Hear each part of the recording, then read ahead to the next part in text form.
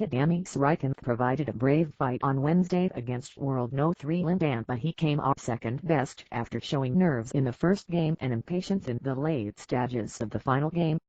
But his fellow shuttler PV Sindhu would look to keep the Indian flag flying and aim for a medal when she takes on Japan's Nozomi Okuhara in the semi-final at Rio 2016 Olympics.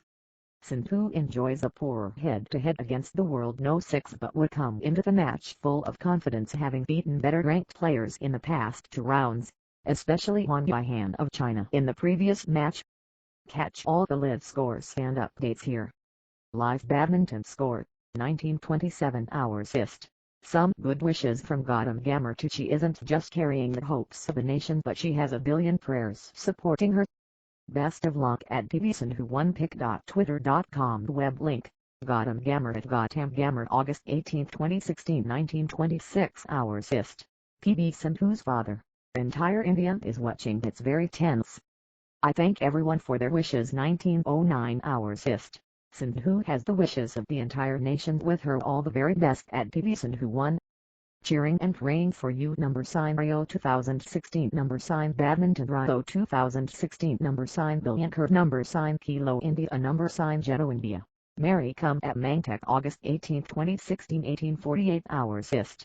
Lee Zhuhai clearly unable to move and Marin wins 21-14, 21-16. Through 2 gold medal match. 1842 hours ist. Lee Zhuhai is down and needs attention by the medics. Marin is up 18-16 in the second. Awkward landing for the Chinese player and it looks serious. 1815 hours ist. In the first semi-final, Carolina Marin of Spain has won the first game 21-14 against Lee Zhuhai of China. It's new age India's new genes that are finally pushing the country towards a medal at the 2016 Olympics. Puzarla Verkata Sindhu, regally rangy at 179 cm 5'10.5", born to tall, athletic parents from Hyderabad, is spreading her wings, or wingspan, marching towards a medal after she beat Taiwan's Taizong and Chinese Yihan Huang in successive straight-set matches. Next, she runs into Nozomi Okuhara, barely 5 feet, but tremendously consistent and intrepid, and is expected to use her vertical advantage to bring down the Japanese and assured herself at least a silver medal in Rio. In the process, she has denied China, a country in constant, obsessive search of tall shuttlers to replace the old bunch, a chance at 2 medals for the first time since 1996. It's for the first time in 20 years that China will not occupy the spots on the medals podium at the Olympics. After 4 Olympics of double domination, either the gold-silver of 2008 to 2012, or the gold-bronze of 2000 to 2004, China will have only reigning champ Lee Zhuhai in medal contention, and Sindhu, considered a supremely dangerous player due to her ferocious attacking game and steep smashing, is responsible for removing the second Chinese contender. World number 2 Yihan Huang. Skill, talent and languid grace make badminton beautiful, but it's long been a contention of the Chinese that the most all-round games can only come off rackets of tall players, with the necessary stamina and agility. It brought the country rich returns in 2004 and 2008 when the almost 6-footers Zhang Ning, Xi Xingfang and Zhou Miles medaled at the Olympics, and the country has since been in search of tall players to reclaim the glory. At London, they won with Zhuhai and Yihan, not as tall but above average, but China's fielding of Sun Yu almost 6'1" at maximum international meets means the project of specific selection has not been dumped. At the same time, along came Sindhu in India, a long-legged athletic girl whose parents were both former volleyball players 6'3" and 5'8". Though she shot up in height only after Class IX, Pulila Gopikant had seen potential in grooming her, and maxing her set of blessed genes, and has worked tremendously hard in supplementing the natural reach that helps in strokes with the necessary agility, to shape her into a dangerous player. On the international circuit, height advantage against Okuhara, the hard-running, persistent Japanese who has won a bunch of titles, including Japan's first All-England in 39 years, and is extremely consistent. Sindhu starts as a favorite, thanks to her height and the form that she is in currently. Okuhara has beaten Sindhu in all past 3 meetings, most recently this February, but Sindhu has morphed into a lethal threat for the Japanese given her focused work on fitness and agility that have added sting to her height.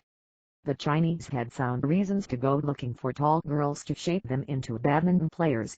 The tall game is perceived as a natural threat to start with. Former international Aravind Bat, whose admittedly modest game became magnified and earned him some memorable wins owing to his 6'2" frame, says Sindhu has a bright chance against the Japanese, and her height will be a key factor. You have to understand height intimidates Asian players. I have had so many players in my life come up to me and say, so tall, smash hard, he says about the advantage of perception. Sindhu's wingspan, easily over 6 feet, gives her an arcing reach on her overhead shots. Her straight tosses and cross-court smashes hit at a high contact point when shuttle connects to racket, making it worrisome for most opponents when combined with high speed. Moreover, every badminton court these days has drift owing to air conditioning, and Rio has a cross drift. The first few points are always tough to judge, and shuttles tend to go short and shuttles go to midcourt, and are considered for tall players to smash out. The fear of the midcourt can get in players and stay through the game, Bat says.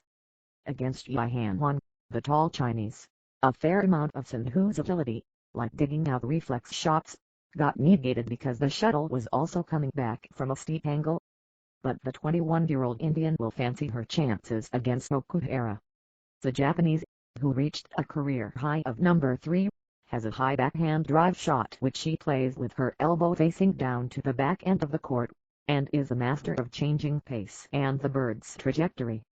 But she is tactically vulnerable against tall players as the Chinese have exploited, and Sindhu would need to park herself at 3/4 of the court and dictate the steep, cross-court winners from there, something her opponent has few answers to. It could be a commanding march into the finals if Sindhu can stay consistent and maintain her speed. The meta beckons if she can stay in the long game. The Japanese tends to be tireless in long matches that last over 2 hours, retrieving everything and making opponents play one shot extra to get the winners. It'll be a wonderful maiden Olympics for the Indian, who caused ripples in her early World Championships, beating high-ranked opponents with her fast game. It can also erase years of belief that Indians are too short-statured to win big at Olympics. As diets have improved in the country and general health has gone up, Indians are more confident coming up against the big guys at world meets. The meta for Sindhu here, and India, which has 0 medals so far, can also walk tall. PV Sindhu will take court against Japan's Nozomi Okuhara in the women's singles semi-final on day 13 of Rio 2016 Olympics. PV Sindhu takes on Japan's Nozomi Okuhara in the women's singles semi-finals with a win ensuring the medal for India, their second after Sakshi Malik got a bronze in the women's freestyle wrestling event. After overcoming the stiff challenge of Chinese Taipei's Tai Zhan and China's Wang Yihan in the previous rounds, winning in straight games, the Indian shuttler from Hyderabad has another top shuttler in her sights. With Sindhu's win over Wang, she has denied China, a badminton superpower, a 2-medal finish in the women's singles event, for the first time since 1996. Here's a quick look at how the two panned out against each other. PV Sindhu age 21, world rank 10th against Nozomi Okuhara age 21, world rank 6 height. PV Sindhu at 179 cm and Nozomi Okuhara at 155 cm head-to-head played 4, Nozomi Okuhara 3. PV Sindhu won matches between the two have always been hard-fought affairs with each one going 2-3 games. Okuhara has won the last 3 encounters between the two.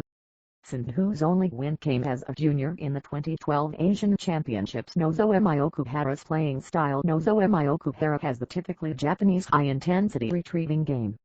However, she also has the ability to dictate the action with clever early changes of pace. She also deceptively varies shuttle trajectory between high and deep clears and flat cross-court drives. Her signature stroke is the backhand high drive produced with the elbow facing low, making it particularly difficult to read. PV Sindhu's advantages. PV Sindhu has lost on the last 3 occasions she has played Okuhara. The Japanese relentless intensity has proved tough to negotiate. However, in her match against Yihan, Sindhu showed remarkable fitness that should make Okuhara less of a challenge. Sindhu's height is also a massive advantage for her, As long as she stays around the three-quarter court area, she doesn't need to take a back step to Okuhara's clears and can hit her own steep winners across court. Road to semis. PV Sindhu beat Laura Rosa 21-8, 21-9 beat Michelle Lee 19-21, 21-15, 21-17 beat Tai Ziyang 21-13, 21-15 beat Wang Yihan 22-20, 21-19 Nozomi Okuhara beat the UBHI Trank 21-10, 21-8 beat Lindalini Thanatri 21-12, 21-12 beat the Inju 21-6, 21-7 beat Akane Yamaguchi 11-21, 21-17, 21-10,